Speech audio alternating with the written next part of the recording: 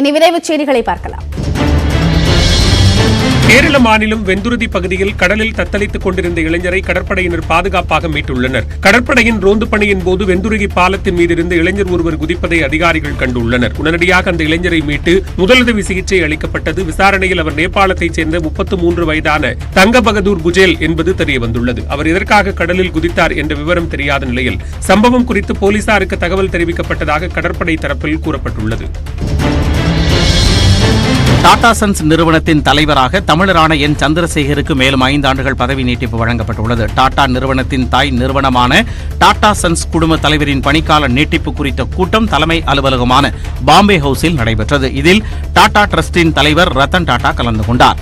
ஏர் India நிறுவனத்தை மீண்டும் டாடா குழுமம் வசம் கொண்டு வந்தது உட்பட கடந்த 5 ஆண்டுகளில் என் சந்திரசேகர் தலைமையில் டாடா நிறுவனம் சிறப்பாக செயல்பட்டு வருவதாக உயர்மட்ட குழு, டாடா டிரஸ்ட் நிர்வாக குழு மற்றும் ரத்தன் டாடா என அனைவரும் ஒப்புக்கொண்டனர். இதனையடுத்து எவ்வித எதிர்ப்பும் இல்லாமல் என் சந்திரசேகரனின் பதவிக்காலம் 5 ஆண்டுகள் நீட்டிக்கப்பட்டுள்ளது. கங்கை கொண்ட சோழபுரம் கோவிலின் பாதுகாக்கப்பட்ட பகுதியில் கட்டுமான பணிகளை மேற்கொள்ள இந்திய தொல்லியல் துறைக்கு சென்னை உயர்நீதிமன்றம் தடை விதித்துள்ளது. அரியலூரில் முதலாம் ராஜேந்திர சோழனால் கட்டப்பட்ட சோழீஸ்வரர் கோவில் யுனெஸ்கோவின் புராதன சின்னங்களில் ஒன்றாக உள்ளது. இங்கு இந்திய தொல்லியல் துறை கட்டுமான பணிகள் மேற்கொள்ள தடை கோரி பொதுநல மனு தாக்கல் செய்யப்பட்டது. இந்த வழக்கு பொறுப்பு தலைமை நீதிபதி முனீஸ்வர்நாத் பண்டாரி அமர்வில் விசாரணைக்கு வந்தபோது பாதுகாக்கப்பட்ட பகுதியிலிருந்து 39 மீட்டர் தூரத்திலான கட்டுமான பணி நடைபெறுவதாக அரசு தரப்பில் தெரிவிக்கப்பட்டது. 100 மீட்டர் தூரத்திற்கு மேல்தான் கட்டுமானம் மேற்கொள்ள வேண்டும் என தொல்லியல் துறையின் விதி உள்ளதாக கூறிய நீதிபதி சொந்த விதியையே தொல்லியல் துறை காற்றில் பறக்கவிட்டுள்ளதாகவும் தெரிவித்தனர். மேலும் அங்கு கட்டுமான பணிகளை மேற்கொள்ள தடை விதித்ததோடு இதுகுறித்து 2 வாரங்களில் தொல்லியல் துறை பதிலளிக்கவும் உத்தரவிட்டனர். நகர்ப்புற உள்ளாட்சி தேர்தல் தினத்தன்று விடுப்பு எடுக்கும் தொழிலாளர்களுக்கு சம்பள பிடித்தம் செய்யக்கூடாது என நிறுவனங்களுக்கு தமிழ்நாடு அரசு உத்தரவிட்டுள்ளது. வரும் 19ஆம் தேதி நகர்ப்புற உள்ளாட்சி தேர்தல் நடைபெறவுள்ள நிலையில் அன்றைய தினம் பொது விடுமுறை அறிவிக்கப்பட்டுள்ளது.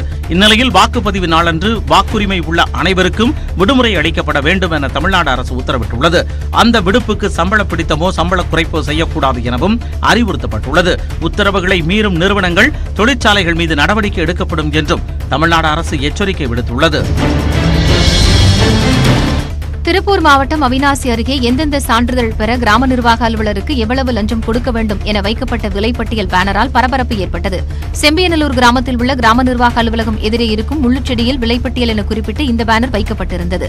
இதனை புகைப்படமாக எடுத்து சிலர் சமூக வலைதளங்களில் பரப்பியுள்ளனர். இதுகுறித்து தகவல் அறிந்து வந்த போலீசார் 1 மணி நேரத்தில் அந்த பேனரை அகற்றினர்.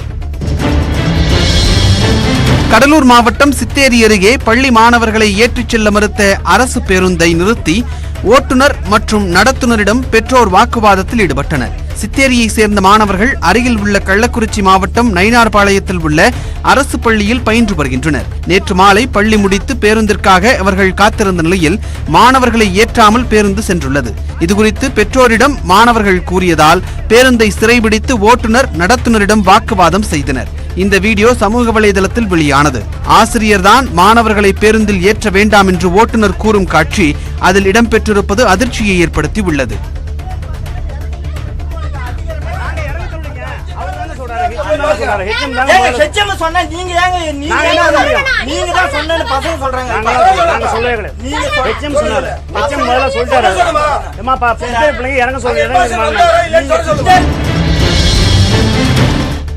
திருவள்ளூர் மாவட்டம் பொன்னேரி அருகே தொண்டையில் தேங்காய் சிக்கிக் கொண்டதால் 3 வயது குழந்தை உயிரிழந்தது சோகத்தை ஏற்படுத்தியுள்ளது. பாக்கம் கிராமத்தை சேர்ந்த வசந்த் என்பவரின் குழந்தை சஞ்சீஸ்வரன் சாப்பிட்ட தேங்காய் தொண்டையில் சிக்கி மூச்சு திணறல் ஏற்பட்டது. பழவேற்காடு அரசு மருத்துவமனைக்கு குழந்தையை தூக்கிச் சென்ற நிலையில் வழியிலேயே குழந்தை இறந்துவிட்டதாக மருத்துவர்கள் தெரிவித்துள்ளனர். புதுக்கோட்டை மாவட்டம் கரம்பக்குடி தாலுகாவுக்கு உட்பட்ட பகுதியில் முடித்திருத்தத்தில் பட்டியலினத்தவரை அனுமதிக்காதது தொடர்பாக கோட்டாட்சியர் விசாரணை நடத்தினார். புதுப்பட்டி, பல்லவராயன், பத்தை உள்ளிட்ட கிராமங்களில் உள்ள முடித்திருத்தும் நிலையங்களில் பட்டியலின மக்களுக்கு முடித்திருத்தம் செய்ய மறுப்பதாக கூறி உயர்நீதிமன்ற மதுரை கிளையில் வழக்கு தொடரப்பட்டது.